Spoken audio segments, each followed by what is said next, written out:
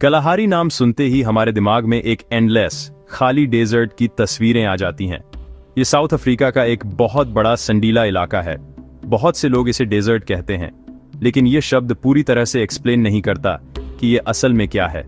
ये सहारा जैसा असली डेजर्ट नहीं है जैसा आप इमेजिन कर सकते हैं, बल्कि ये एक सेमी एरिड सवाना ग्रासलैंड है जो अमेजिंग लाइफ और इनक्रेडिबल रेसिलियंस वाली जगह है। ये एक बहुत बड़े एरिया में फैला हुआ है जो बोत्सवाना, नामीबिया और साउथ अफ्रीका को टच करता है। ये विशाल प्यासी भूमि, जैसा कि इसे कभी कभी कहा जाता है, अपने सांडीले दिल में जीवन, अनुकूलन और एक विशाल प्राकृतिक अजूबे की कहानी समेटे हुए है जो हमें लगातार मोहित करता है। इसका नाम कालाहारी कगालगदी नाम के स्वाना शब्द से आया है, जिसका मतलब है बड़ी प्यास। यह एक ऐसे लैंडस्केप के लिए एक परफेक्ट डिस्क्रिप्शन है जहां पानी बहुत कीमती है। हजारों सालों से यहां उड़ती हुई पुरानी लाल रेत अब लंबे पैरेलल सैंड ड्यून्स बनाती है जो प्लांट्स से स्थिर हैं। ये सैंड ड्यून्स कॉन्टिनेंट के चेहरे पर पुरानी फिंगरप्रिंट्स की तरह हैं जो एक सूखे हवा वाले पास्ट की कहानी बताते हैं। फिर भी इस कठोर एनवायरनमेंट में भी लाइफ ने सिर्फ सर्वाइव ही नहीं किया, बल्कि सबसे अमेजिंग तरीकों से फ्लोरिश्ड होने का एक रास्ता खोज लिया है। एक कॉम्प्लेक्स और डेलिकेट इकोसिस्टम बनाया है। जब मॉनसून आता है तो वे एक मिरेक्युलस ट्रांसफॉर्मेशन लाते हैं। सूखा लैंडस्केप हरे घासों और कलरफुल वाइल्ड फ्लावर्स के कालीन में बदल जाता है, एक शॉर्ट लीव्ड हेवन जो दूर दूर से क्रिएचर्स को अट्रैक्ट करता है।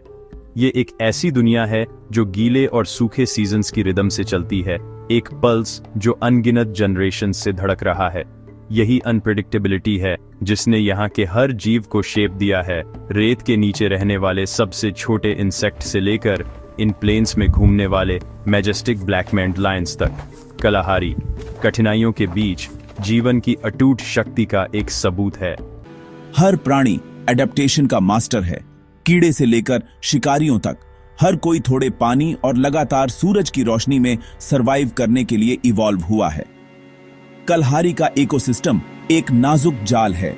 घास खाने वाले जानवरों को खिलाती है, घास खाने वाले जानवर शिकारियों को खिलाते हैं और कीड़े बचे हुए को रिसाइकल करते हैं, मुश्किलों के बावजूद जीवन को बनाए रखते हैं।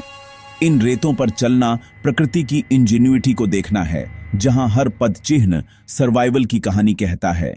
कलहारी अफ्रीका के आइकॉनिक मैमल्स का घर है, जहां शिकारी और शिकार रोज की लड़ाई में लगे रहते हैं। काले अयाल वाले शेर जो ज्यादातर से बड़े और ज्यादा टफ होते हैं, बड़े इलाकों में घूमते हैं, गेम्सबॉक और विल्डेबीस्ट का शिकार करते हैं। लेपर्ड्स और चीटास कम झाड़ियों में शिकार करते हैं, जबकि स्प्रिंगबॉक और ब्लू विल्डेबीस्ट के झुंड पानी की तलाश में माइग्रेट करते हैं।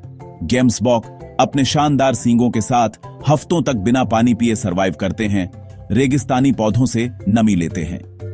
बड़े जानवरों के नीचे मेरकैट्स अपने बिल्लों की रखवाली करते हैं और ग्राउंड स्क्विरल्स अपनी पूंछ का इस्तेमाल छांव के लिए करते हैं।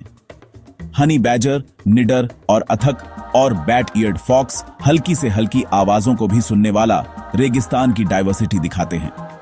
हर मैमल, बड़ा या छोटा, कलहारी की जीवित टैपेस्ट्री में एक जरूरी धागा है। यहां सर्वाइवल, एडेप्टेशन और कोऑपरेशन का रोज का कमाल है। कलहारी के आसमान और पानी के गड्ढे पक्षियों से भरे हुए हैं। 200 से ज्यादा प्रजातियां, हर एक की अपनी अनोखी सर्वाइवल टैक्टिक्स हैं। सैंड ग्राउस अपने बच्चों के लिए पानी सोखने के लिए मीलों उड़ते हैं, जबकि वीवर्स बबूल में कम्युनल घोंसले बनाते हैं। मार्शल ईगल जैसे शिकारी पक्षी ऊपर उड़ते हैं, हमेशा शिकार की तलाश में रहते हैं। सरीसृप यहां पनपते हैं। कोबराज और पफ एडर्स चूहों को कंट्रोल करते हैं। लियोपर्ड टॉर्टोइसेस धीरे धीरे चरते हैं और छिपकलियां गर्म रेत पर दौड़ती है। जब कभी बारिश होती है तो छिपे हुए मेंढक जमीन के नीचे से निकलते हैं, पानी गायब होने से पहले बच्चे पैदा करने की जल्दी में। हर पक्षी, छिपकली और सांप एक स्पेशलिस्ट है जो कलहारी की कठोर रिदम्स के लिए पूरी तरह से अडेप्टेड है। इस दुनिया में सर्वाइवल प्राचीन इंस्टिंक्ट्स और शानदार स्ट्रेटजीज पर निर्भर करता है। सतह के नीचे कीड़े और इन्वर्टेब्रेट्स कलहारी की नींव बनाते हैं। दीमक ऊंचे टीले बनाते हैं, न्यूट्रिएंट्स को रिसाइकल करते हैं और अनगिनत जानवरों को खिलाते हैं।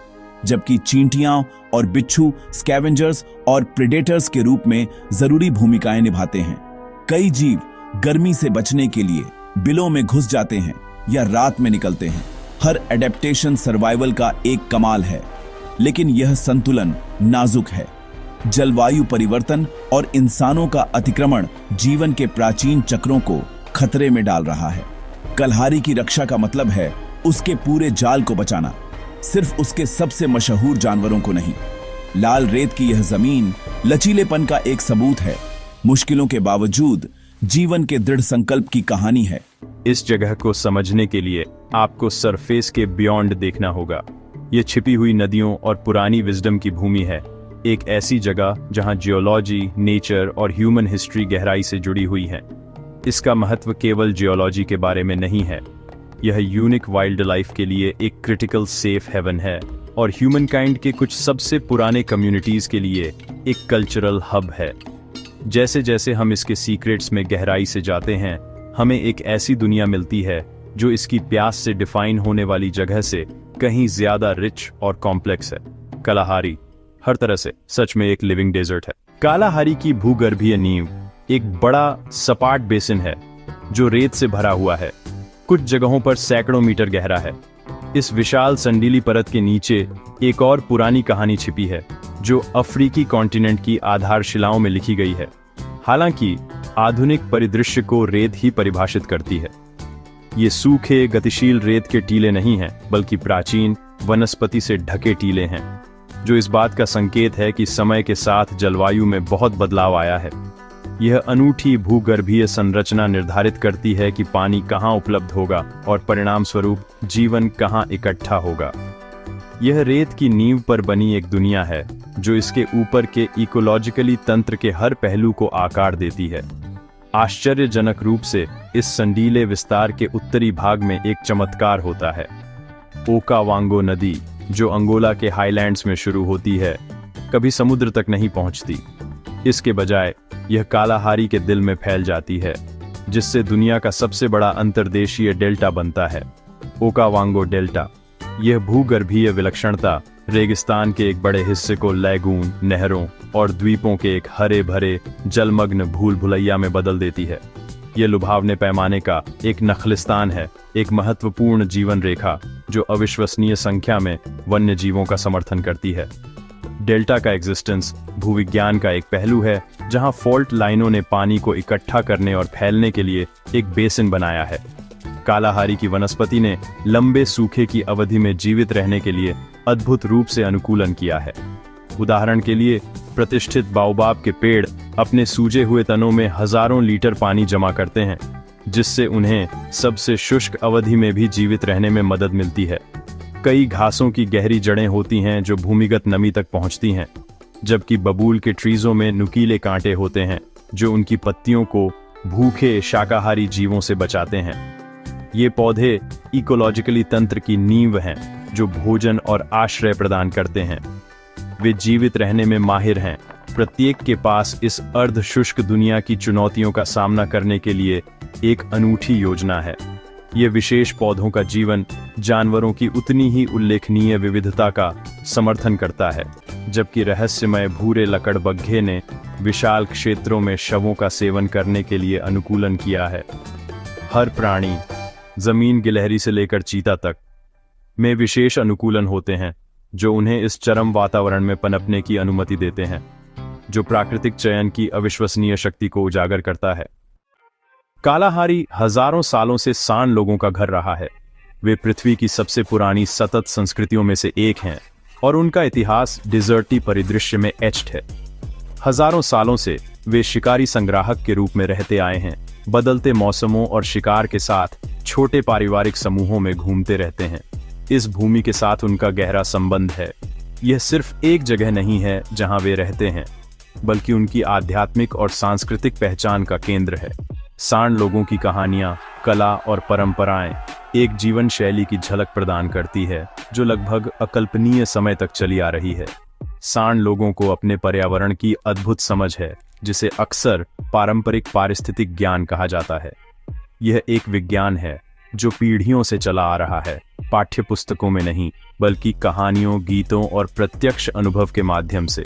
वे सैकड़ों पौधों की प्रजातियों की पहचान कर सकते हैं, यह जानते हुए कि कौन सा खाने योग्य है, कौन सा औषधीय है और कौन सा पानी प्रदान कर सकता है। वे रेत में सबसे छोटे निशानों को भी पढ़ सकते हैं, जानवरों के व्यवहार की गहरी समझ रखते हैं, जो बस अद्भुत है। यह ज्ञान सिर्फ अकादमिक नहीं है, यह एक कमी वाली भूमि में उनके एग्जिस्टेंस के लिए महत्वपूर्ण है। उदाहरण के लिए, उनकी शिकार तकनीकें, दृढ़ता, ट्रैकिंग और गहरी पारिस्थितिक समझ का एक मास्टर क्लास है।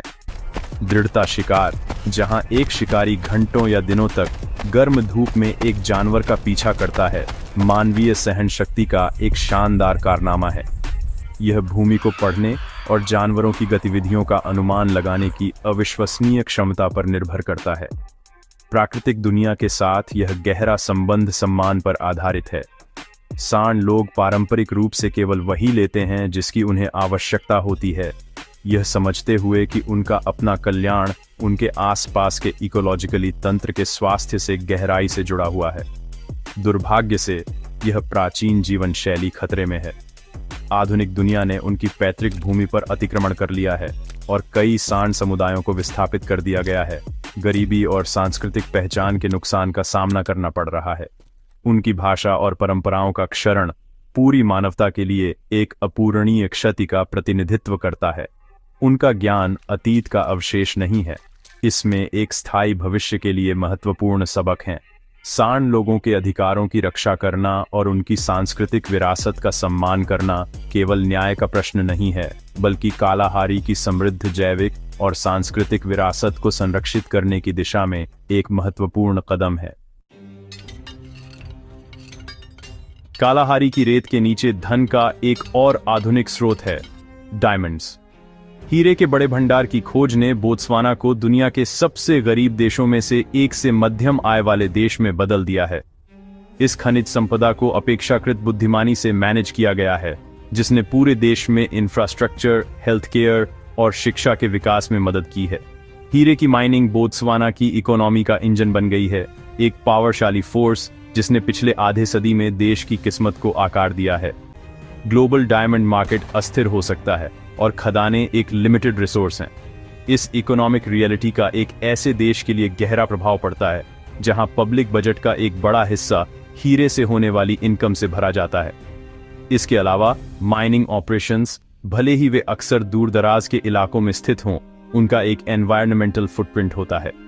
उन्हें बड़ी मात्रा में पानी और एनर्जी की आवश्यकता होती है, जो डिजर्टी वातावरण में कीमती रिसोर्स हैं, और land use, wild life corridor और लोकल कम्युनिटीज पर प्रभाव के बारे में सवाल उठाते हैं। इन दबावों में क्लाइमेट चेंज का बढ़ता खतरा भी शामिल है। साइंटिस्ट्स का अनुमान है कि सदर्न अफ्रीका गर्म और सूखा हो जाएगा और बारिश अनप्रेडिक्टेबल होगी। कालाहारी के लिए इसका मतलब बार बार और गंभीर सूखा पड़ना हो सकता है, जिससे इसके डेलिकेट इकोसिस्टम और इस पर निर्भर लोगों और वाइल्ड लाइफ पर भारी दबाव पड़ेगा। ओकावांगो डेल्टा, जो सैकड़ों मील दूर बारिश से भरता है, सिकुड़ सकता है और इस दुनिया को बनाए रखने वाला डेलिकेट बैलेंस बिगड़ सकता है। कालाहारी का भविष्य ग्लोबल क्लाइमेट क्राइसिस से गहराई से जुड़ा हुआ है, एक चुनौती जिसके लिए तत्काल और कोऑर्डिनेटेड एक्शन की आवश्यकता है।